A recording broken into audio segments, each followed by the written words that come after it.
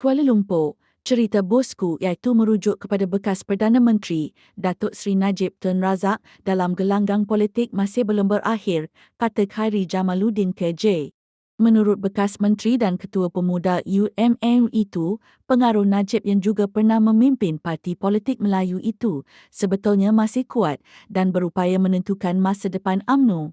Beliau berkata, perkara ini diterjemahkan dalam pemilihan UMNO yang berlangsung baru-baru ini apabila ramai muka baharu yang menganggotai Majlis Tertinggi Inti Parti terdiri daripada penyokong tegar Najib.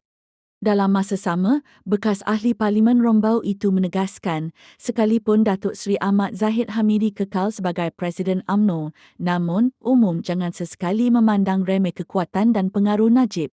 Datuk Ahmad Zahid memang kuat, tetapi kalau kita tengok dengan teliti dan kepada sebagai contoh barisan baharu dalam inti saya, nampak ramai mereka sebenarnya adalah penyokong tegar bosco, Datuk Seri Najib.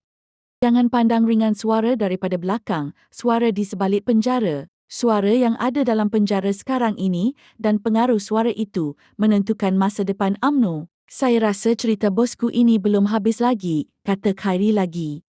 Khairi berkata demikian dalam podcast Keluar Sekejap yang dikendalikan beliau bersama bekas Ketua Penerangan UMNO, Syahrul Hamdan. Sedutan rakaman podcast itu dikongsi beliau di akaun Twitter peribadinya.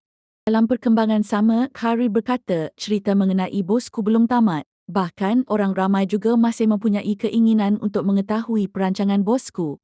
Saya nak sebut dalam podcast Keluar Sekejap mengenai pandangan saya dan pendengar pun tahu pandangan saya selepas kekalahan 2018-14 berkenaan bosku. Tetapi saya katakan, bosku masih menjadi kekuatan yang perlu diambil kira, ujar beliau yang dikenali sangat kritikal terhadap Najib, khususnya selepas kekalahan teruk UMNO dan Barisan Nasional dalam pilihan raya umum ke-14.